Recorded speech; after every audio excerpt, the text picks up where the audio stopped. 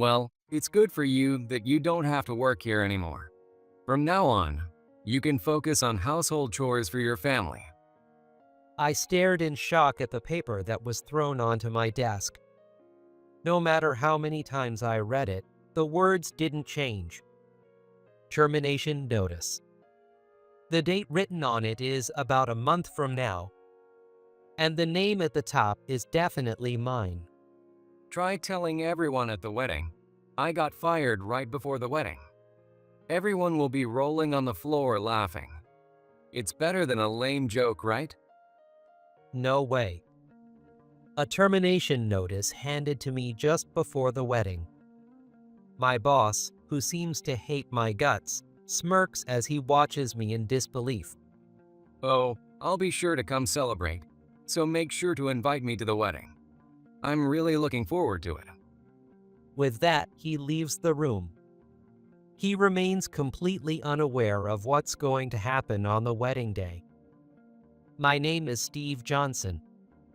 I work as an ordinary office worker at a marketing company. I've been working here for almost 5 years now.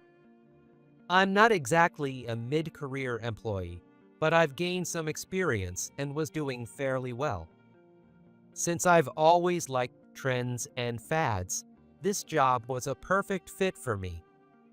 Whether I'm researching past popular products or trends, or thinking about what might sell next, it's fun to understand the flow of trends. What is in demand now? What could become a trend if released at this time? What should we do to stand out from other companies? Maybe it's because our team enjoys thinking about marketing strategies that we've been successful. In this workplace, everyone has always been pushing each other to grow and succeed. Meetings are always intense, and even when our presentations and proposals are harshly criticized, we never neglect to improve them and offer support.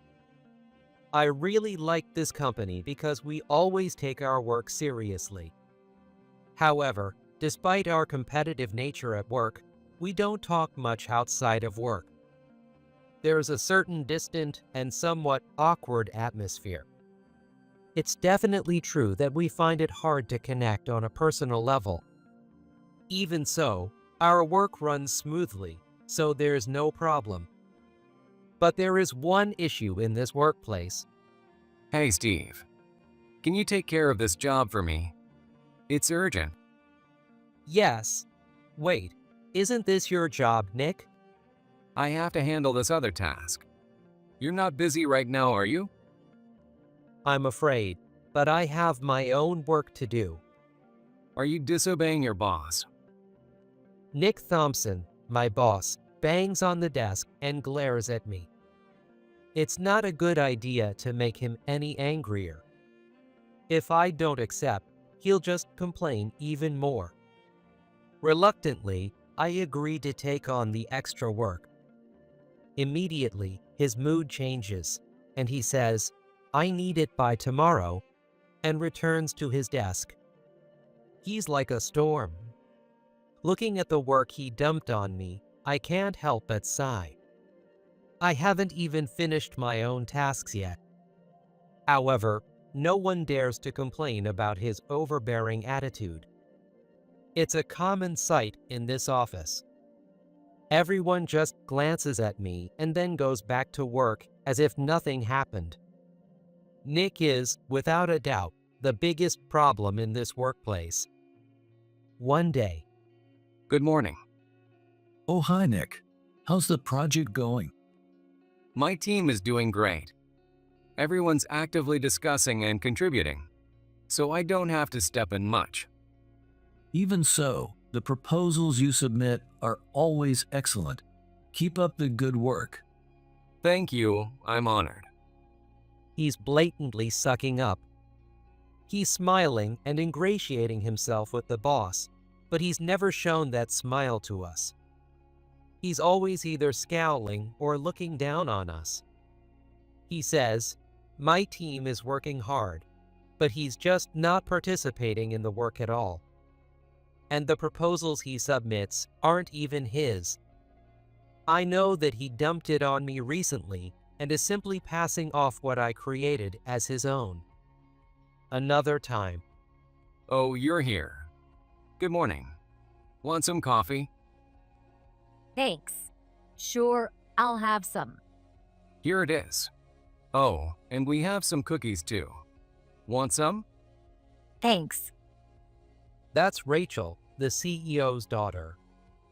She usually works as the CEO's secretary and only shows up in this department occasionally. Nick, while doting on young Rachel, made coffee and presented her with some cookies that had been left by another employee as if they were his own, even though he always has others making coffee for him. Rachel looked a bit troubled, but maybe she couldn't resist his persistence, so she took the coffee and sipped it.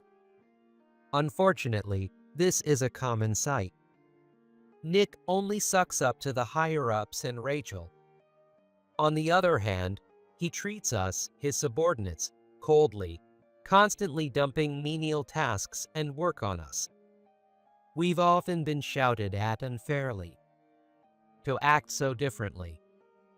Duh, he's always like that.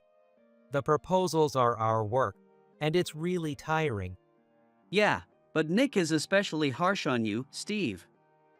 You get most of the work he doesn't want to do. Really? Did I do something to annoy him?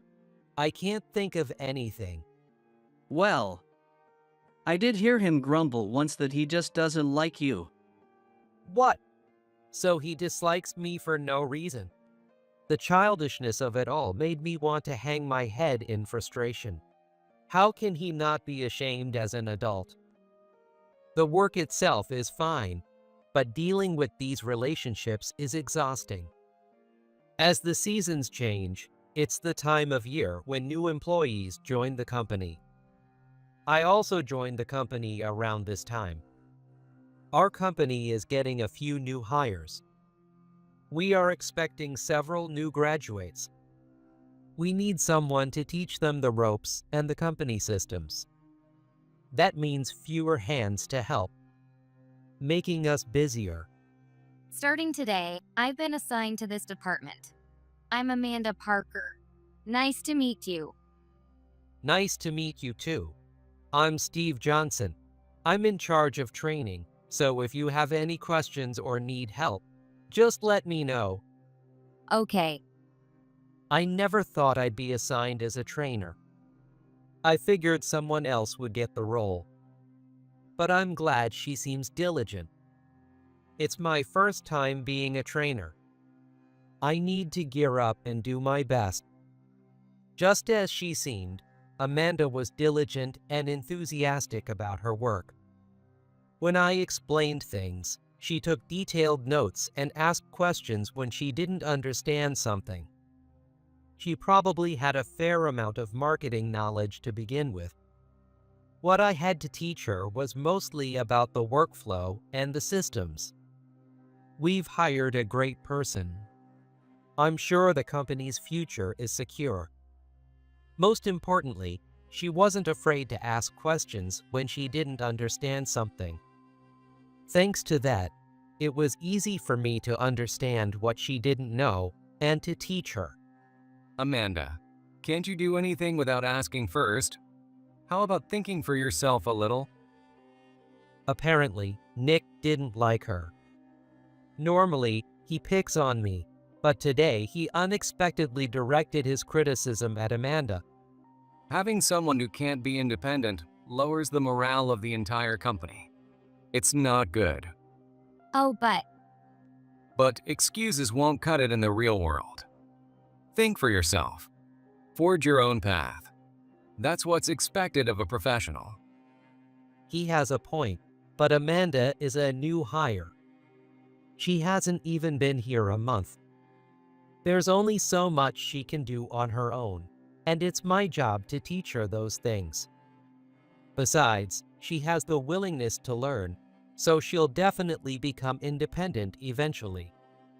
Seeing Amanda bewildered, I decided to step in and help. Nick, Amanda is still a new hire, and she's trying her best. Oh, so you have a problem with what your boss is saying? That's not it. Oh, I'm still in the middle of training her, so if you'll excuse us. Hey, we're not done talking yet. He was probably even more irritated because I interrupted him. His angry shout echoed. Just then, Rico's voice came in saying, "Hello, I'm here with the documents," and Nick ceased his raised voice. Saved. Perfect timing. At least as long as Nick is trying to impress Rachel, he won't take his frustrations out on us. While Rachel is here, we should be safe from his unreasonable complaints. However, Nick's harassment of Amanda continued even after that. One day, he dumped a task on her that was impossible for a new hire. When she tried to ask about it, he brushed her off, saying she should figure it out herself, and told everyone else not to help her, claiming it was for her independence. I helped her out when Nick wasn't around, but it meant I couldn't get my own work done. He also assigned her menial tasks that interrupted her work and asked her difficult questions, saying, "You don't remember this?" There was already a lot to learn for the job, and Nick kept making unreasonable demands. Amanda started taking days off occasionally, probably because she was feeling mentally strained. It didn't seem like she was getting enough rest even during breaks. Seeing this, Nick would say things like, "Anyone who can't rest during their break can't make it in the real world," which only made things worse. This was too much. As the person in charge of training, it was my job to look after the new hires. But what should I do? There are many hardworking people here, but the atmosphere isn't great. All right, let's start by changing that. We can't have a workplace where people who cause trouble for others run rampant. Can't we do something about Nick? It's just too harsh on Amanda. What? Yeah, you're right. We were told not to intervene, but letting her handle something she's unfamiliar with on her own isn't going to be beneficial for her learning. My senior colleague seemed surprised that I said something like that. However, unlike before, he started actively helping Amanda when she was in trouble. Seeing him, others followed suit. Before I knew it, an environment where everyone was looking out for each other, led by Amanda, began to take shape. I felt a sense of unity in the workplace that was once distant. Amanda seemed to realize that others were looking out for her. She started showing the same eagerness to learn as before, and as she began to grasp her tasks, work efficiency improved. The teamwork in the office had improved dramatically. I could feel it strongly. See, things can change. Following this example, I started paying more attention to those around me. Using Nick as a reverse role model. Amanda's attitude wasn't what was lowering morale. It was Nick's behavior that was the real issue. As a result of improved teamwork, the department's overall performance also got on track. My evaluation from the higher-ups improved, and my salary increased. Over the past 5 years, I enjoyed the work, but I might not have contributed much to the workplace. Work isn't just about results. I've come to understand that the environment is also important. Maybe it's time to make a decision. I've been in a relationship for a while.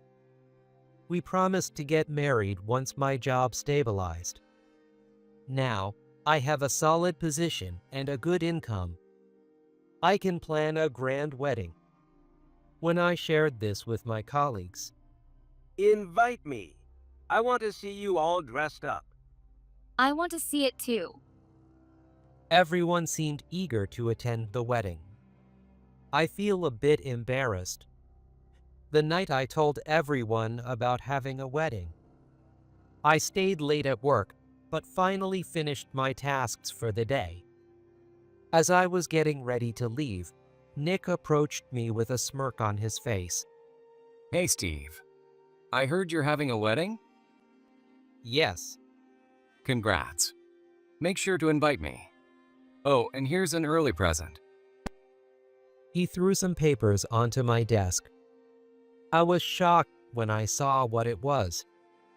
A termination notice. Nick, what is this? Congratulations. You don't have to work here anymore. Now you can focus on household chores for your family. The date on the paper was about a month away, and the name at the top was unmistakably mine. A termination notice. I was too stunned to react to the sudden news.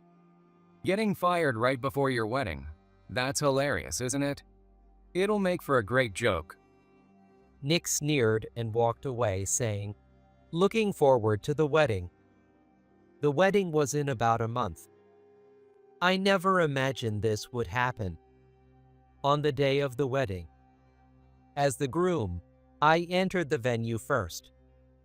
Feeling nervous, I looked around and saw many familiar faces among my friends. Colleagues, Amanda, senior colleagues, and supervisors. People from work who I wouldn't have invited before. And there, in a flashy red suit, stood someone.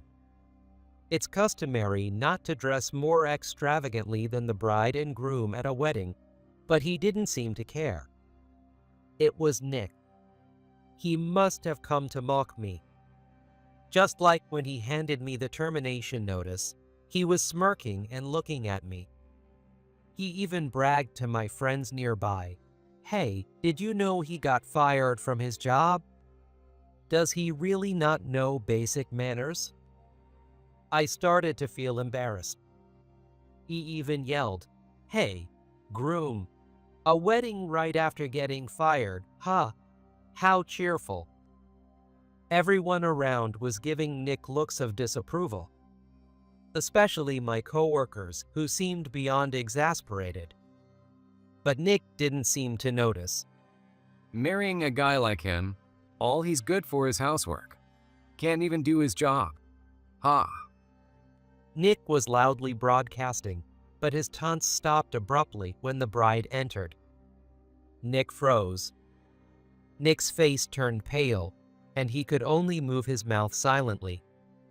He must never have imagined that the bride would be Rachel. Why?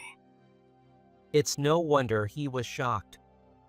He had been sucking up to her all this time, thinking he was making a good impression. But from her perspective, Nick's blatant sycophancy didn't leave a positive impression. Nick, you often dumped your work on Steve, didn't you? Despite the reluctant look on his face, he always took it and turned it in perfectly.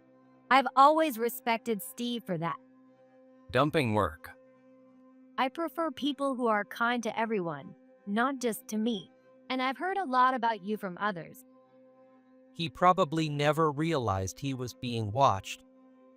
Stunned, Nick couldn't say anything back.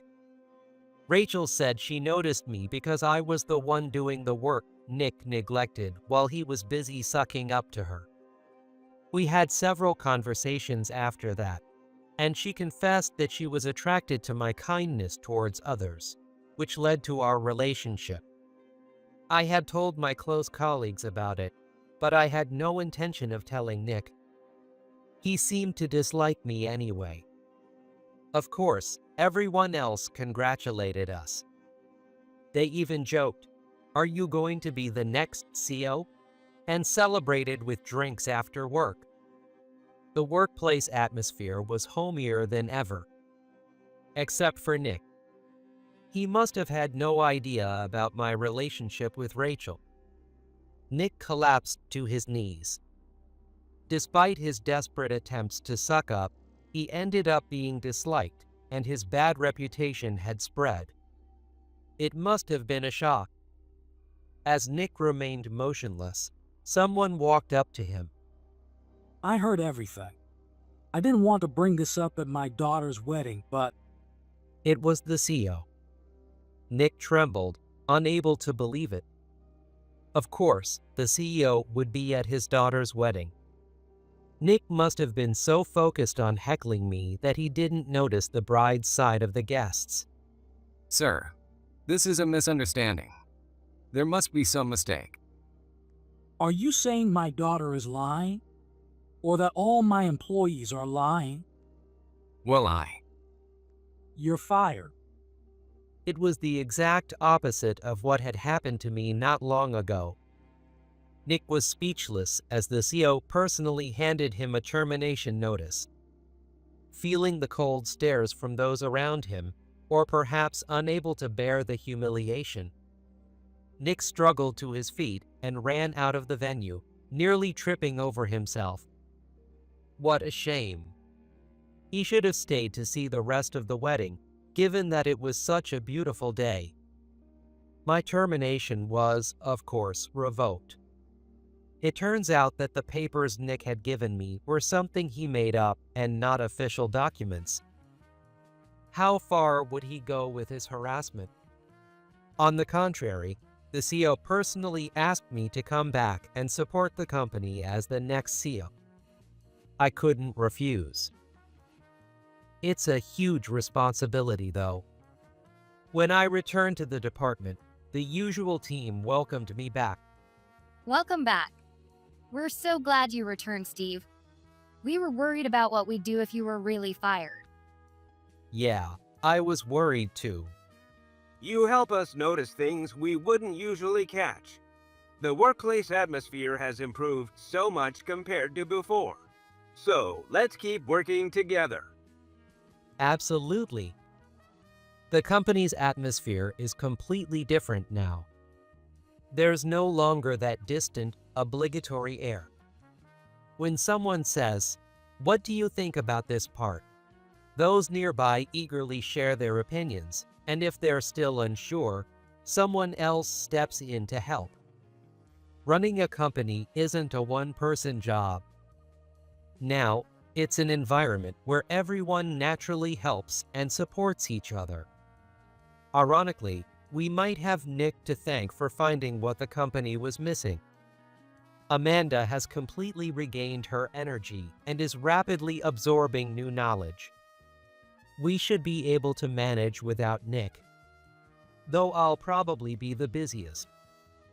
Being the next CEO is a lot of pressure, but I love this job and everyone in the company. That's why I was able to take action this time. If things had stayed the same, we would have continued to be distant, and our performance wouldn't have improved. I want to keep working hard to create a comfortable environment for all employees. And of course, enjoy a bright newlywed life.